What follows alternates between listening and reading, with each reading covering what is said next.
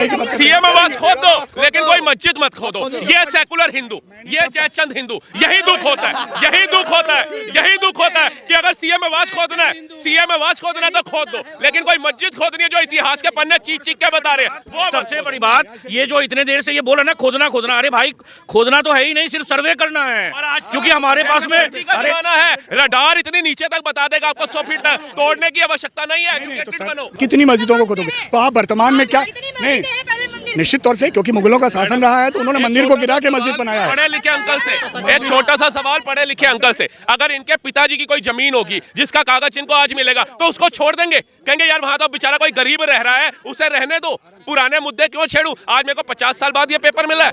इनको समझ आ रहा है कि 2027 में हमारा वजूद रहेगा नहीं रहेगा। जैसे कांग्रेस खोखली होती जा रही है, ऐसी सपा भी खोखली हो जाएगी, ऐसे ही मायावती खोखली हो चुकी है वहां पर। अब वो सब जो रहेगा वो बाबा योगी आदित्यनाथ का रहेगा। वो कहीं ना कहीं बौखलाहट जो है ना वो सामने आ रही है। अरे आप एक बात बताइए अखिलेश यादव जी, पूरे भारत में इतने कारखाने लगते हैं, इतनी फैक्ट्रियां लगती हैं, जल बोर्ड के खुदाई के लिए, नालों के लिए पाइपलाइन डलती है, तब खुदाई होती है, तो आप ये बताइए आज तक इतिहास में कोई मस्जिद क्यों नहीं निकली?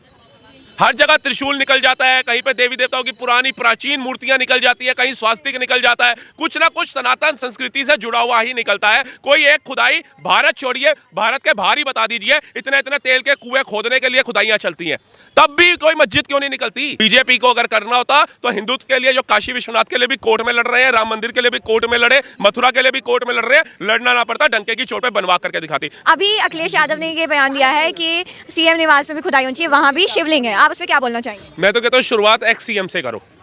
पिछले सीएम थे हमारे अखिलेश यादव जी, इनके घर से खुदाई करो, शिवलिंग जरूर निकलेगा। शिवलिंग ना निकले त्रिशूल निकलेगा, त्रिशूल ना निकले स्वास्तिक निकलेगा ही निकलेगा।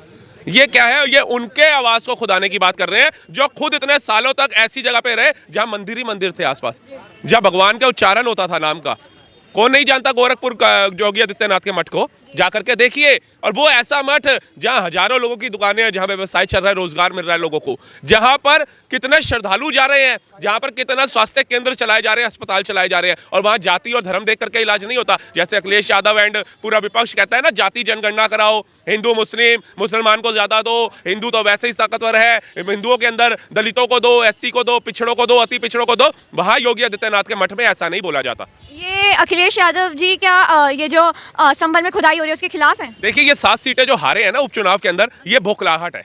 इनको समझ आ रहा है कि 2027 में हमारा वजूद रहेगा नहीं रहेगा। जैसे कांग्रेस खोखली होती जा रही है, ऐसी सपा भी खोखली हो जाएगी, ऐसे ही मायावती खोखली हो चुकी है वहां पर। अब वो सब जो रहेगा वो बाबा योगी आदित्यनाथ का रहेगा। वो कहीं ना कहीं बौखलाहट जो है ना वो सामने आ रही है। अरे आप एक बात बताइए अखिलेश यादव जी, पूरे भारत में इतने कारखाने लगते हैं, इतनी फैक्ट्रियां लगती हैं, जल बोर्ड के खुदाई के लिए, नालों के लिए पाइपलाइन डलती है, तब खुदाई होती है, तो आप ये बताइए आज तक इतिहास में कोई मस्जिद क्यों नहीं निकली?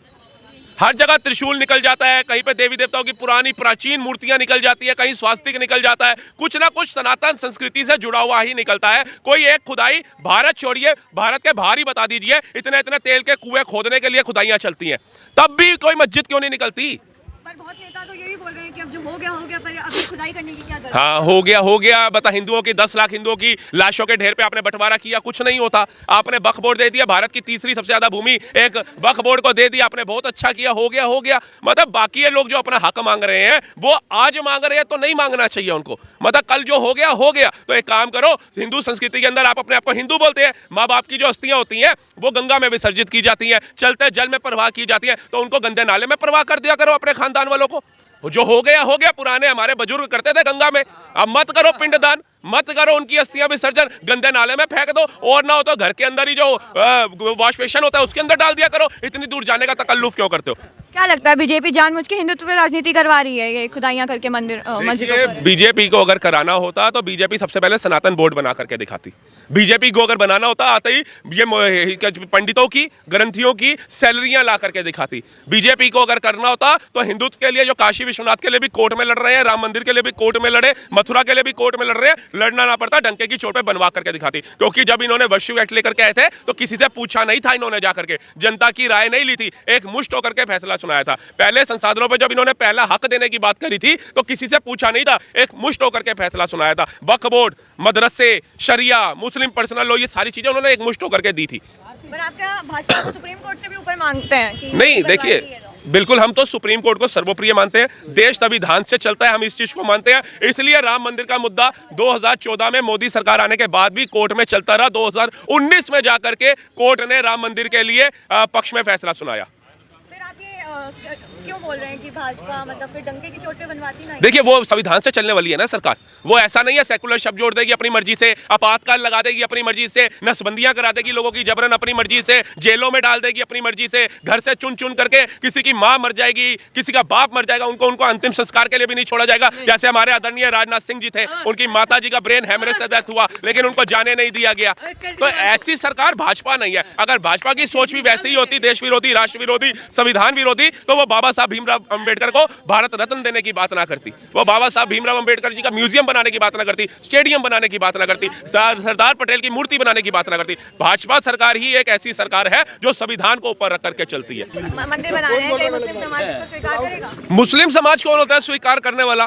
कौन है मुस्लिम समाज, आप बताइए। जब मंदिर हिंदू, हाँ, तो शांति से तो कश्मीर में भी हिंदू रह रहे थे, अपना घर बसाए हुए थे, काम धंधा कर रहे थे, भगाया ना उनको, भगाया ना उनको। तो ना घुमा फिरा करके सवाल पूछती है। उसके बाद एक बात बताइए, ये जो लोग थे जो कहते थे भैया हम बाबर के वंशज है, लाल किला बनाया हमने, कुतुब मीनार बनाया, ताजमहल बनाया, बताइए इतनी बड़ी बड़ी धरोहर बनाने वालों के आज वंशज जो है वो भीख मांगने को मंजूर है, बिजली चोरी कर रहे हैं। मैं भी हिंदू ही हूँ, मगर बातें एक पक्षी नहीं होनी चाहिए। मूल मुद्दा वर्तमान समय में विकास की बातें होनी चाहिए, स्वास्थ्य की बातें होनी चाहिए, शिक्षा की बातें होनी चाहिए। ये हम धर्म धर्म करके कब तक खेलते रहेंगे? नहीं तो आप बताइए, विकास कहाँ नहीं हो रहा है, शिक्षा कहाँ नहीं बढ़ाई जा रही है, और स्वास्थ्य पे कहाँ काम नहीं हो रहा है? नहीं तो आप सुनिए, आप खोदिए ना। मैं ये तो कह रहा हूँ कि आप कितने मस्जिदों को खोदोगे? हर मस्जिद के नीचे एक मंदिर छिपा हुआ है, ठीक है? कितनी मस्जिदों को खोदोगे? तो आप वर्तमान में क्या, नहीं निश्चित तौर से, क्योंकि मुगलों का शासन रहा है तो उन्होंने मंदिर को गिरा के मस्जिद बनाया है। पढ़े लिखे अंकल से एक छोटा सा सवाल, पढ़े लिखे अंकल से, अगर इनके पिताजी की कोई जमीन होगी जिसका कागज इनको आज मिलेगा, तो उसको छोड़ देंगे? कहेंगे यार वहां तो बेचारा कोई गरीब रह रहा है, उसे रहने दो, पुराने मुद्दे क्यों छेड़ूं? आज मेरे को 50 साल बाद ये पेपर मिला है। वर्तमान में आप कहते हो मैं 21वीं सदी में रह रहा हूँ, 21वीं सदी की बातें करिए ना। तो मैं तो कह रहा हूँ भाई साहब, बिल बनवाओगे अपने बच्चों के नाम पे प्रॉपर्टी करने के लिए बिल बनाएंगे, तो अपने भाई पे भरोसा करो, वो आपकी जायदाद नहीं हड़पेगा, आप बिल मत बनवाओ। ये कह रहा हूँ खुदाई की बातें करके अपन जाएंगे कहाँ? वो एक दिशा तय होगी ना देश की। खुदाई कौन करवा रहा है? देश को किस दिशा में ले जाना है? खुदाई कौन करा रहा है? तो तय होनी चाहिए। अपने इतिहास मैडम, ये मोदी जी, ये मोदी, अमित शाह जी, नितिन गडकरी जी, एस जयशंकर जी गए हैं कोर्ट के अंदर ये खुदाई कराने। ऐसे देश नहीं चलेगा अंकल जी, एक मिनट, ऐसे देश नहीं चलेगा। एक मिनट, राम मंदिर बनने के बाद हर 2-2 दिन पे जो धमकियां देते हैं ऑन कैमरा कि हमारी सरकारें आएंगी तो हम तोड़ देंगे, वो किस दिशा में जाएगा? मंदिर तो आस्था का विषय था, वो बन गया। मंदिर आस्था का विषय था, हिंदू धर्म जो की धमकियां आती है वो आस्था। किस दिशा में जा रहा है आप बताओ ना? धर्मियों की दवा देने लगेंगे तो रोज दंगे होने जब वो उस जाएंगे। दिशा में जा रहा है तो हम अपने नहीं मंदिर को दंगे छोड़े। दंगे नहीं छोड़े। भैया सब्जी काटना छोड़ दो, क्योंकि चाकू से टमाटर काटेंगे तो हाथ कट सकता है।